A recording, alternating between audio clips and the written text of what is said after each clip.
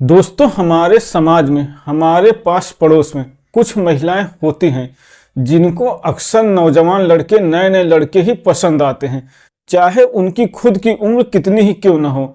और अगर ऐसी महिला विधवा है और उसके पास पैसे की कोई कमी नहीं है तो फिर उसका क्या ही कहना।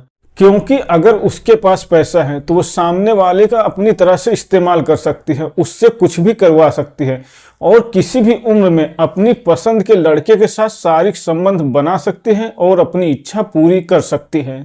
दोस्तों, आज जो मैं आपको कहानी सुनाने जा रहा हूँ, इस कहानी में भी कुछ ऐसा ही होता है, जहां पर एक 42 साल की मकान मालकिन को अपने ही घर में रहने वाले 20 साल के लड़के के साथ शारीरिक संबंध बनाने की लत लग जाती है और वो 20 साल का किराएदार लड़का भी मकान मालकिन के साथ इस तरह से शारीरिक संबंध बनाता था कि उसके चीखने और चिल्लाने की आवाजें पूरे घर में गूंजती रहती थी। इन दोनों का शारीरिक संबंध बनाने का सिलसिला कई दिनों तक ऐसे ही चलता रहता है। नमस्कार दोस्तों, मैं हूं राजन यादव। आप सभी का स्वागत करता हूं अपने YouTube चैनल पर एक नई कहानी के साथ। आशा करता हूं आप सभी लोग स्वस्थ होंगे और अपने परिवार वालों के साथ मस्त होंगे। दोस्तों, कहानी में आगे बढ़ने से पहले आप सभी लोगों से एक छोटी सी रिक्वेस्ट है, अगर आपने अभी तक हमारे चैनल को सब्सक्राइब नहीं किया तो प्लीज चैनल को सब्सक्राइब कर लीजिए और वीडियो को लाइक कर दीजिए। तो चलिए कहानी को शुरू करते हैं। दोस्तों, सच्ची कहानी महाराष्ट्र शहर के पूना शहर की है। पूना शहर के एक बहुत ही वीआईपी इलाके में एक विधवा महिला सरोजनी अपनी बेटी कामिनी के साथ रहती थी। धीरे धीरे कामिनी की उम्र शादी के लायक हो जाती है। उसकी उम्र लगभग 20 साल के आसपास पहुंच गई थी। इसीलिए वो विधवा महिला अपनी बेटी के लिए एक अच्छा सा लड़का देखती है और उसकी शादी कर देती है।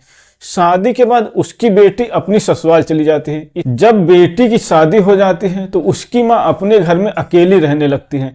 इसीलिए उसकी माँ सरोजनी के मन में एक दिन ख्याल आता है कि मेरा घर बहुत बड़ा है, क्यों ना मैं इसको किराए पे दे दूं, उससे मुझे कुछ पैसे भी मिल जाएंगे और किराएदारों के साथ बातचीत करके मेरा टाइम भी बीत जाएगा, मेरा दिन भी अच्छे से बीत जाया करेगा। इसीलिए वो विधवा महिला सरोजनी अपने पास पड़ोस के लोगों से बोलती है कि मुझे अपने कमरे किराए पर देना है, अगर कोई किराएदार आए तो मेरे यहाँ भेज देना। उसके बोलने के 2-3 दिनों के बाद ही उसके यहाँ एक लड़का कमरा को पता करते हुए आता है। वो लड़का वहीं पूरे के एक पास के स्कूल से पढ़ाई कर रहा था। वो लड़का आता है, सरोजनी उसको कमरा दिखाती है और उससे किराए की बातचीत करते हैं।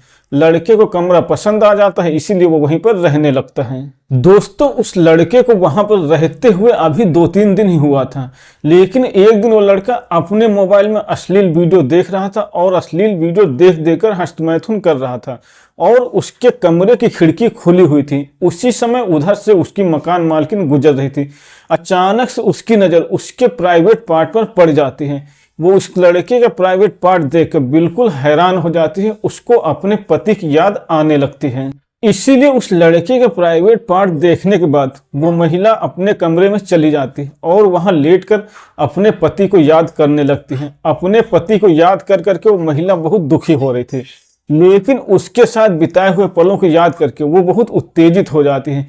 इसीलिए वो चुपचाप अपने कमरे में ही सो जाती है। अगले दिन सरोजनी अपने कमरे से उठकर सीधा उस किराएदार लड़के कमरे में जाती है, लेकिन तब तक वो लड़का अपने कॉलेज चला गया था। सरोजनी पूरा दिन उस लड़के का इंतजार करती रहती है, क्योंकि उसकी आंखों के सामने से उस लड़के का प्राइवेट पार्ट हट ही नहीं रहा था। इसीलिए सरोजनी सोचने लगती है कि जो जिंदगी बीत गई अब उसको याद करके कोई फायदा नहीं, जब मेरे सामने इतना हष्टपुष्ट नौजवान लड़का मेरे घर पे ही रह रहा है, इसीलिए मैं अपनी जरूरतें पूरी कर सकती हूँ। यही सोचकर सरोजनी उस लड़के का इंतजार करती रहती है और जैसे शाम को लड़का घर आता है तो उसको किराया लेने के बहाने से रोकती है और उससे किराए के पैसे मांगती हैं। लेकिन वो लड़का बोलता है कि अभी मेरे पास किराए के पैसे नहीं है, मैं कुछ दिन में दे दूंगी। सरोजनी बोलती है कि मुझे जरूरत थी। दोस्तों, मकान मालकिन किराएदार लड़के से बोलती है कि मुझे लगता है तुम ज्यादा दिन रह नहीं पाओगे। इसके बाद मकान मालकिन उस लड़के से बोलते हैं, अगर तुम्हारे पास किराए के पैसे नहीं है तो तुम मेरा एक काम कर दो, क्योंकि मकान मालकिन की आंखों के सामने से उस लड़के का प्राइवेट पार्ट हट ही नहीं रहा था। इसीलिए मकान मालकिन उस किराएदार लड़के के साथ शारीरिक संबंध बनाना चाहती थी। इसीलिए वो उस लड़के से बोलते हैं कि अगर तुम मेरा काम कर दोगे तो तुमको किराया देने की जरूरत नहीं पड़ेगी। वो लड़का तुरंत काम करने के लिए तैयार हो जाता है, क्योंकि उसको पता ही नहीं था कि उसको क्या काम करना है। इसके बाद वो मकान मालकिन किराएदार से बोलते हैं कि तुमको वही काम मेरे साथ करना है जो तुम मोबाइल में देख देख कर हाथ से कर रहे थे। इतना सुनते ही वो लड़का बहुत परेशान हो जाता है, लेकिन तब तक उसकी मकान मालकिन सरोजनी उसके पास बैठकर उसके साथ अश्लील हरकतें करने लगती है। इसके बाद वो लड़का भी सोचने लगता है कि जो रोज वो मोबाइल में देख देख कर हाथ से करता था, आज वही उसको सच में करने को मिल रहा है। इसीलिए वो लड़का भी अपनी मकान मालकिन के साथ अश्लील हरकतें करने लगता है और थोड़ी देर तक अश्लील हरकतें करने के बाद दोनों शारीरिक संबंध बनाने के लिए तैयार हो जाते हैं। जब दोनों शारीरिक संबंध बनाने के लिए तैयार हो जाते हैं तो मकान मालकिन किराएदार को अपने बेडरूम में ले जाते हैं। बेडरूम में पहुंचते ही वो लड़का अपनी मकान मालकिन के एक एक करके सारे कपड़े निकाल देते हैं और उसके बाद खुद भी निर्वस्त्र हो जाता है। दोनों जब निर्वस्त्र हो जाते हैं तो शारीरिक संबंध बनाना शुरू कर देते हैं। वो लड़का अपनी मकान मालकिन के साथ इतना जोरदार तरीके से शारीरिक संबंध बनाता है कि उसके चीखने और चिल्लाने की आवाजें पूरे घर में गूंज रही थी।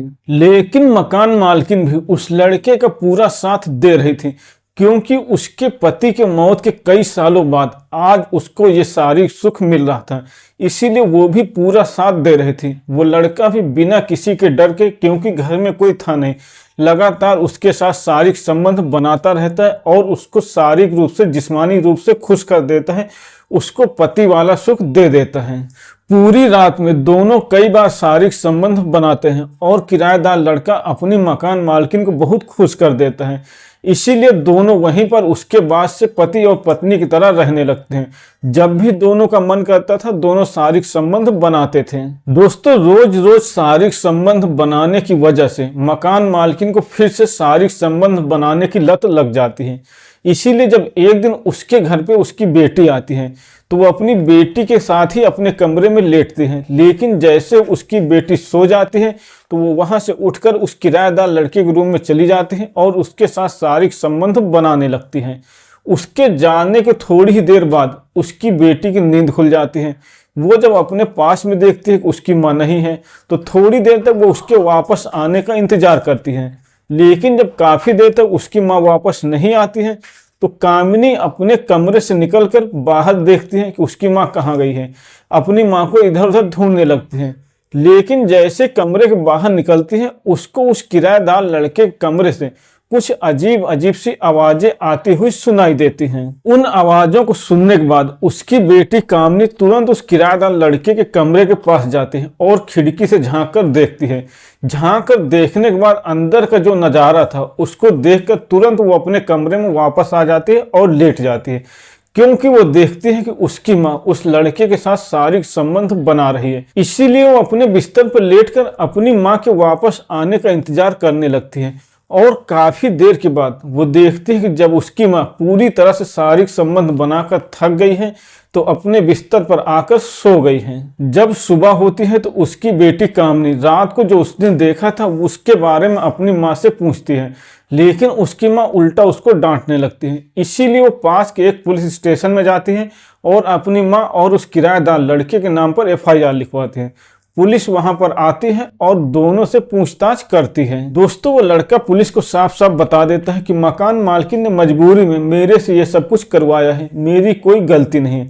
दोस्तों, इतना सुनने के बाद कामिनी उस लड़के का सामान घर से बाहर फेंक देती है और उसको कहीं दूसरा कमरा भी नहीं मिलता है। क्योंकि उसके पास पैसे नहीं थे इसीलिए वो अपने घर वापस आ जाता है और उसकी पढ़ाई भी छूट जाती है। दोस्तों, मकान मालकिन ने तो अपनी शारीरिक जरूरतें पूरी कर ली, अपनी जिस्मानी भूख मिटा ली, लेकिन उस लड़के की पढ़ाई छूट गई, उस लड़के का करियर बेकार हो गया। तो दोस्तों, ये थी आज की कहानी। अगर आपको पसंद आई हो तो वीडियो को लाइक करें और चैनल को सब्सक्राइब करें।